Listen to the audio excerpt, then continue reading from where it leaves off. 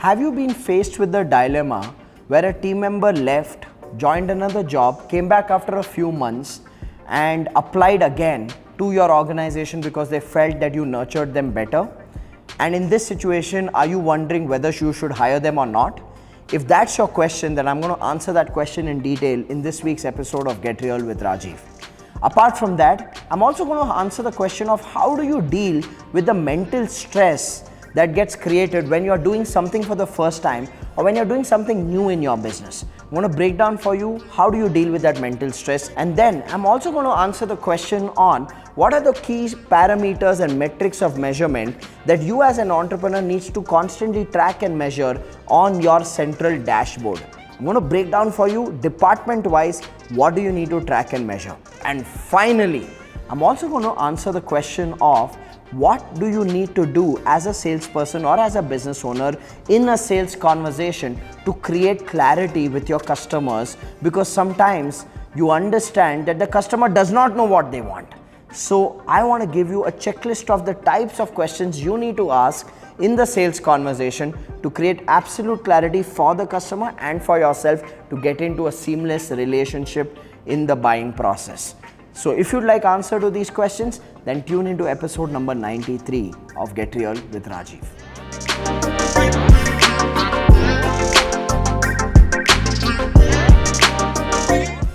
Hello everyone, welcome to episode number 93 of Get Real with Rajiv. Like every single week, we're going to be answering 4 questions, and today Pawan is going to be the voice of your questions. So Pawan, what's the first question?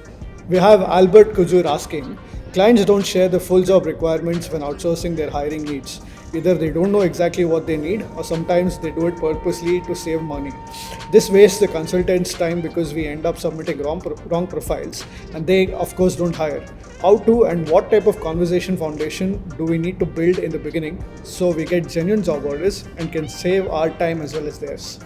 Well, Albert, I wouldn't think that clients do this intentionally where they give you requirements in a very vague manner. I genuinely believe that most people don't know what they are looking out for, and therefore it becomes the responsibility of the person who's selling or providing the service to first help the client understand what do they actually need. And once you help them understand what do they actually need, then they look at you as an expert, and then they want to work with you and they want to buy from you as well. So I believe creating clarity for a client is a part of the sales process. It's a part of the sales activity in itself. So what my recommendation to you would be, Albert, because you've asked me how to be able to have a meaningful conversation and get that exact requirement out of the client, I would say break down your sales conversation into questions and understand what are the different types of questions that you need to ask a client to be able to create a clarity of requirement, to be able to create a clarity of closing, and to be able to create a clarity of decision making also on the part of the client. And for you to create this kind of clarity, here are the different types of questions I would recommend you to ask in the sales process. First is called questions to understand people's need. Now, when you have a list of questions that you can create, which you will ask to your client to help them clearly establish what do they need, that will be a very powerful first phase in your sales interaction. So the first type of questions is questions to understand people's needs. The second type of questions is questions to understand people's buying process, which means once you've established what their needs are, what are they looking out for, what is the solution that they want, what are the problems that they have, once you are done with establishing their need, then the second type of question is asking questions about their buying process, which means what are the steps that they will follow before they buy.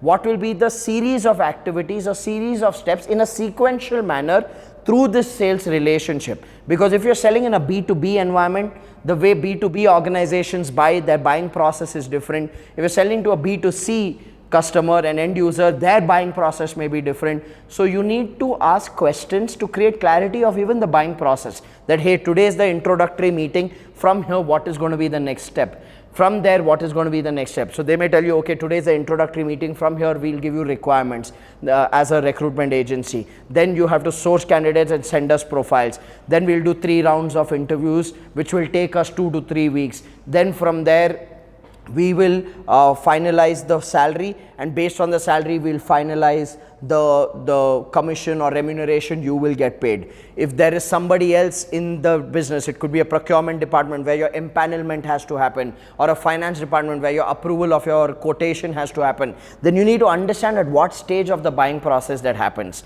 So you need to ask questions to understand the buying needs, and then questions to understand the buying process.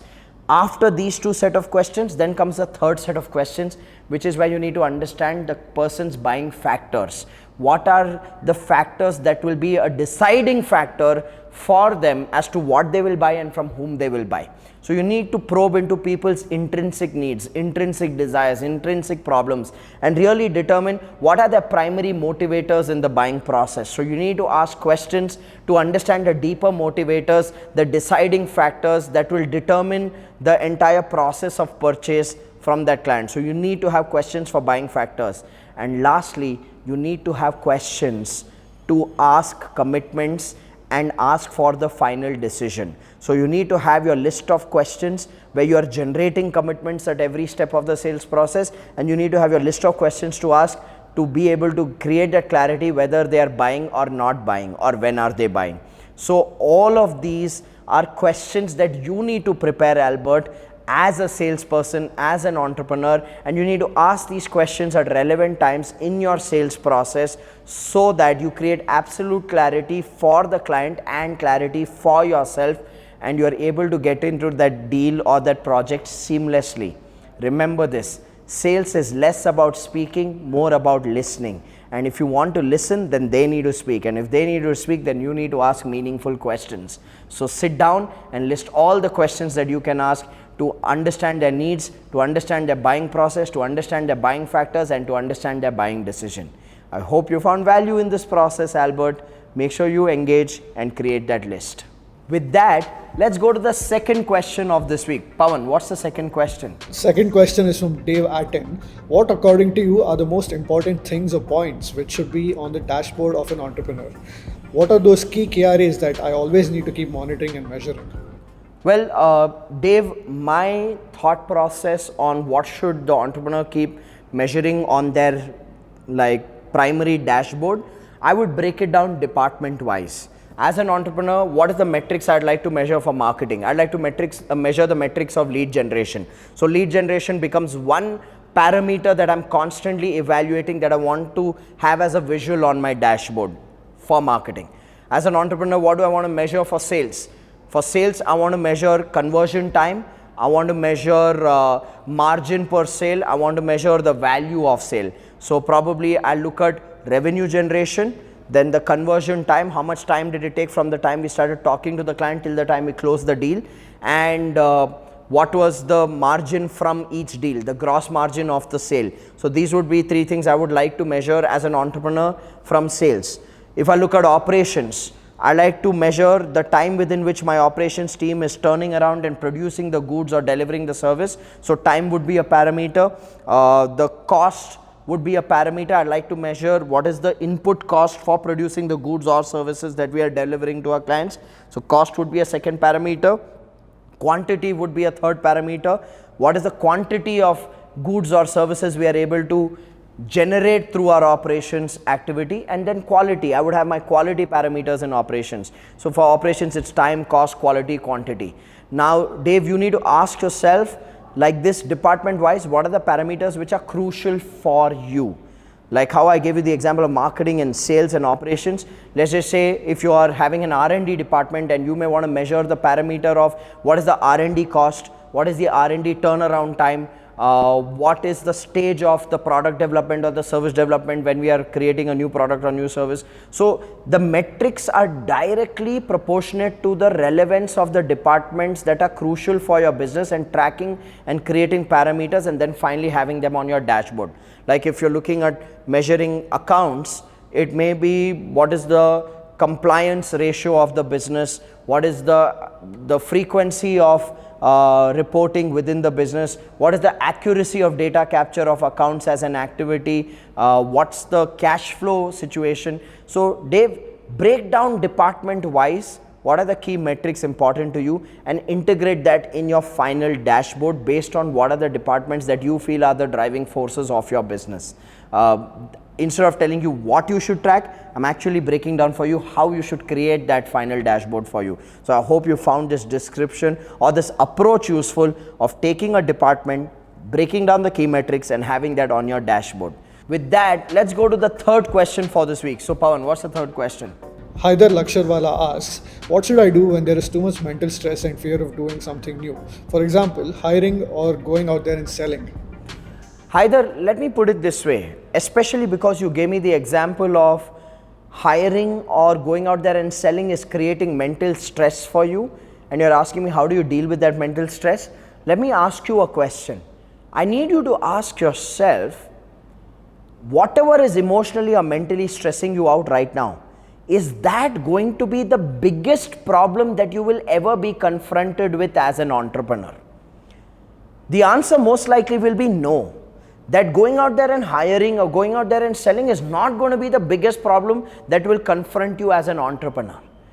Now, when you get clear that you are being stressed about something that is not going to be the biggest problem, I think that itself diffuses a lot of the stress. That itself diffuses a lot of the pressure. And actually ask yourself this, Haider, what is the size of the game that you want to play as an entrepreneur? Because I want you to ask this question and answer it in all sincerity to yourself, because when you answer this question of what is the biggest game that I want to play for myself as an entrepreneur, you will realize that this problem of today is actually a boring, insignificant, meaningless and small problem. Because coming from the bigger picture of where you want to go, what you want to achieve in your life as an entrepreneur, if these are the things that are bothering you today, one of the things is not fitting. Either your dreams are a lie or your current capacity is a big lie. So you really need to ask yourself, Haider, what is the game that you want to play? Because the size of the game that you want to play determines the size of the problems you will have. And if you're going to tell yourself, I want to play a big game, then you've got to be prepared for bigger problems. And when in a bigger game, problems like the fear of hiring, the fear of selling are actually not even a problem. They don't even exist in the dictionary of somebody who's playing a bigger game. So my only request to you, Haider, would be based on your question, please raise your energy and elevate the size and the quality of the game that you're playing. Because right now, if you are being emotionally and mentally stressed just by the thought of hiring and selling, then that doesn't even qualify as a true entrepreneur's problem. Please raise your game and raise your vibration to higher, better problems, because this problem is not even a problem. I hope that gives you a perspective to think about, Haider. With that, let's go to the fourth and final question for this week's episode. So Pawan, what's the fourth question? We have Ali Tabish asking, our staff over a period of time learns work, gains our confidence, and then they leave for other opportunities. That's natural. But sometimes, a few months later, they return to us because they realize our firm respected and nurtured them better than the new job that they have. So in cases like these, if they do come back and if we have a vacancy for the set post, is it advisable to hire them back just because their work was efficient, or should we not for breaching the trust? Well, Ali, all I will say is temptation, temptation, temptation. It is a great temptation to hire somebody who comes back to your workplace and somebody who fits that job role requirement that you have right now. But I will answer this question to you as an entrepreneur, keeping a personal philosophy that we've followed for the last 15 years of building our business and building our teams. One of the things, and a lot of people may disagree to this thought process, but I can just give you what we do because that's my truth. And here's my reality as an entrepreneur. As an entrepreneur, when I have a team member who leaves and then comes back after a few months realizing that them quitting was a wrong decision, till date in the last 15 years, I've never hired anybody back. For the simple reason that I believe that an organization is built on stories and the culture of the business is built on the decisions that we make. Now think about it. If I hire back a person who left because they fit into a job role, then what I am doing is I'm sending a message to the rest of my team saying, hey, whenever you want, go, and whenever you want, come back.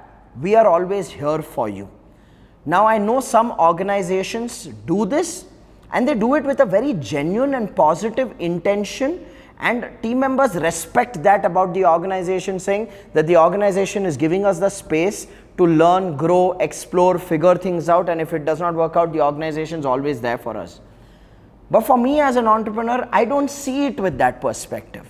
I see it with the perspective of I need to honor the people who've shown faith and have stayed with us in the business, be it in good times or bad times. And I don't think I'm doing justice to those who are taking a stand and are committing to loyalty to the company in exchange for the workplace, the quality of life, the financial growth, the career growth we create for them. So personally for me, it's a no, that when somebody goes out and then wants to come back, personally for me, it's a no. So it's a game of perspectives. There's no right or wrong perspective. It's about how you view things. Some people view bringing a team member back as a way of being flexible and allowing people to explore other opportunities. Some people view it as bringing a team member back as, okay, at the end of the day, a known devil is better than an unknown angel, and I've worked with this person in the past and I know they can do justice to this job role and we have a vacancy, so it's a win for them, it's a win for us. I come with a more conservative, traditional mindset where for me it is like, okay, once you go, then you go out there and grow.